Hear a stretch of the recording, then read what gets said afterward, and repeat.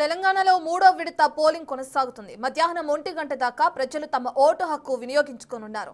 మధ్యాహ్నం పోలింగ్ ముగియగానే ఓట్ల లెక్కింపు మొదలుపెట్టి పూర్తి కాగానే సర్పంచ్, వార్డు సభ్యుల స్థానాలకు పోటీ చేసిన వారిలో విజేతలను ప్రకటించనున్నారు. ఇవాళే ఉప సర్పంచ్ ఎన్నికుంటుంది. ఏదైనా కారణాల వల్ల వాయిదా పడితే రేపు ఆ ఎన్నికను నిర్వహించనున్నారు.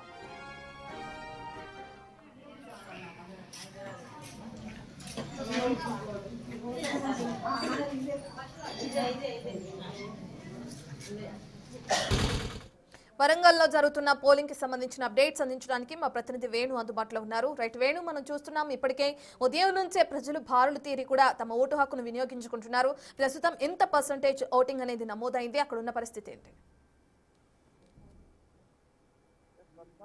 మళ్ళీ దశ పోలింగ్ చివరి దశకు చేరుకుంటుంది. మరో 2 గంటల లోపల పోలింగ్ ముగియబోతుంది. ప్రస్తుతానికి మేజర్ గ్రామ పంచాయతీ లోపల ఈ యొక్క ఓటర్లు అయితే పోలింగ్ బూత్ల వద్ద క్యూ లైన్లో వేసి ఉన్న పరిస్థితి. దాదాపుగా 12 గంటల వరకే మైనర్ గ్రామ పంచాయతీలు 1000 లోపు ఉన్నటువంటి ఓట్లు ఉన్నటువంటి పంచాయతీల ఎన్నికలు ముగిసే అవకాశం ఉంది. ఇక మేజర్ గ్రామ పంచాయతీలు ప్రస్తుతం 530 స్థానాలకు ప్రస్తుతము సర్పంచ్ ఎన్నికలు జరుగుతున్నది. ఇందులో 28 మేజర్ గ్రామ పంచాయతీలు 8,000 పైగా ఓట్లు ఉన్నటువంటి గ్రామ పంచాయతీ. సో ఇవి 3 గంటల వరకు పోలింగ్ జరిగే అవకాశం అయితే కనిపిస్తూ ఉంది. ఇక ప్రస్తుతం ఇప్పటి వరకు ఉమ్మడి జిల్లా వ్యాప్తంగా 11 వరకు వచ్చినటువంటి పర్సంటేజ్ బట్టి చూస్తే జనగామ జిల్లా లోపల 68, అదేవిధంగా వరంగల్ జిల్లా లోపల 71, ములుగు జిల్లా లోపల 59, భూపాలపల్లి జిల్లా లోపల 28, మహబూబాద్ జిల్లా లోపల 76, మొత్తంగా ఓవరాల్ గా 72% ఉమ్మడి జిల్లా వ్యాప్తం తీసుకుంటే పర్సంటేజ్ అయితే నమోదైంది. ఇక మరో 2 గంటల లోపల పోలింగ్ గడువు ముగిన నేపథ్యం లోపల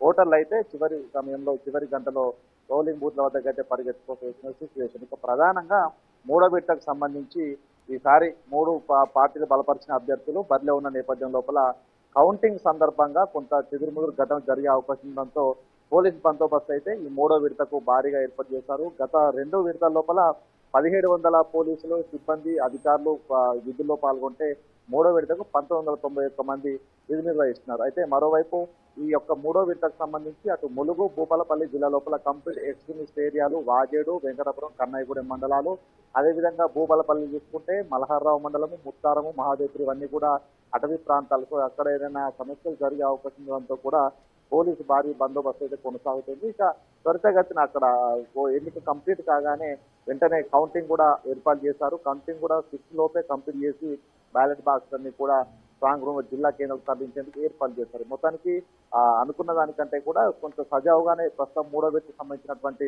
పోలింగ్ అయితే కొనసాగుతున్న పరిస్థితి. ఇక 2 గంటలకు ఈ యొక్క 4 జిల్లాలకు సంబంధించి ఎక్స్ట్రీమ్ ఏరియాలో ములుగు, భూపాలపల్లి మినహాయిస్తే మిగతా 4 జిల్లాల లోపల పూర్తిగా 2 గంటలకు కౌంటింగ్ మొదలవుతుంది. ఈ 2 జిల్లాలు మాత్రం ఎక్స్ట్రీమిస్ట్ ఏరియాలో వాటి తర్వాత పోలింగ్ ముగిసిన వెంటనే ప్రత్యేక సిబ్బంది ఉన్నారు, వాళ్ళతో కౌంటింగ్ మొదలుపెట్టే అవకాశం అయితే కనిపిస్తోంది. మరోవైపు మూడో విడత లోపల కూడా ఓటర్లు భారీగా పోటీస్తారని భావించినా కూడా మొదటి గంట కొంత మందకొడిగా ఓటర్లు రావడం జరిగింది. ప్రస్తుతం ఇప్పుడే పోలింగ్ బూత్ల వద్ద కూడా ఓటర్లు అయితే చేరుకుంటున్నారు. సో ఈ మూడో విడత సంబంధించి కూడా ఎటువంటి అల్లర్లు కానీ ఎటువంటి ఇబ్బంది కలిసే ప్రాంతాలు అయితే ప్రస్తుతం అయితే నోటీస్ చేయాలి. కానీ 74 సమస్యాత్మక పోలింగ్ కేంద్రాల వద్ద కౌంటింగ్ సందర్భంగా ప్రత్యేక స్ట్రైకింగ్ ఫోర్స్ ఏర్పాటు చేసి కౌంటింగ్ సజావుగా పూర్తి చేసేందుకైతే సిద్ధంగా ఉన్నటువంటి పరిస్థితి కనిపిస్తూ ఉంటారు.